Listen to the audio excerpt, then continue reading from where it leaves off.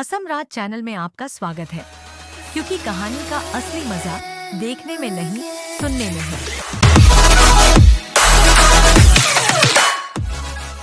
कामला की शादी पूरे गांव की खुशियों के बीच संपन्न हो गई।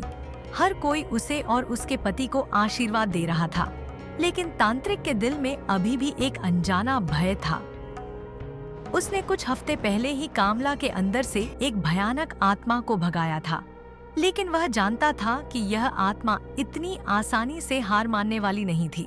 शादी के बाद कामला अपने ससुराल चली गई। पहले कुछ दिन तो सामान्य थे, लेकिन कुछ हफ्तों बाद अजीब घटनाएं फिर से शुरू होने लगी। कामला रात में चीखने लगी। उसे नींद में चलने की आदत हो गई और कभी कभी उसकी आंखें खाली और निर्जीव लगती। उसके पति और ससुराल वाले परेशान हो गए, लेकिन उन्हें समझ नहीं आ रहा था कि क्या हो रहा है।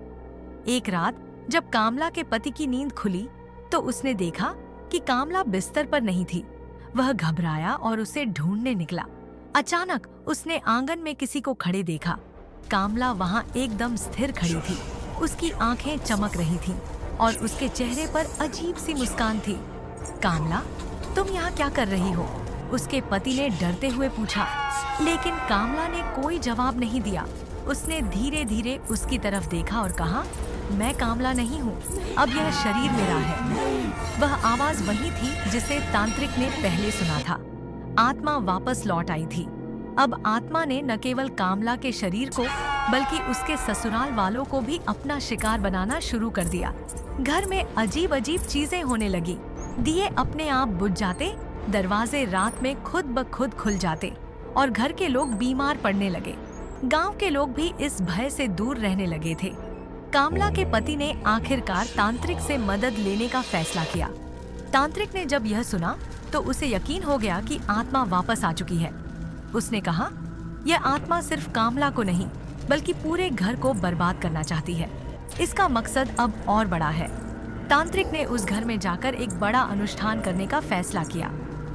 यह अनुष्ठान उससे पहले कभी नहीं किया गया था, क्योंकि यह बेहद खतरनाक था। लेकिन अगर यह आत्मा को हमेशा के लिए समाप्त नहीं करता तो कामला और उसका परिवार पूरी तरह से नष्ट हो जाता। रात के अंधेरे में तांत्रिक ने अनुष्ठान शुरू किया। मंत्रों की आवाज के बीच कामला की चीखें गूंजने लगी। उसकी आंखों से आंसू बह रहे थे, लेकिन उसके चेहरे पर आत्मा की क्रूरता स्पष्ट थी। तांत्रिक को हर पल यह डर था कि कहीं आत्मा उस पर भी हमला न कर दे। लेकिन जैसे ही अंतिम मंत्र समाप्त हुआ, घर में एक तेज हवाओं का झोंका आया और कामला अचानक शांत हो गई। उसके चेहरे पर फिर से वही मासूमियत आ गई। आत्मा हमेशा के लिए चली गई थी, लेकिन तांत्रिक जानता था कि यह उसकी अंतिम लड़ाई नहीं थी। कामला का जीवन फिर से सामान्य हो गया, लेकिन उस रात की घटनाओं ने उसके परिवार पर एक गहरा प्रभाव छोड़ा।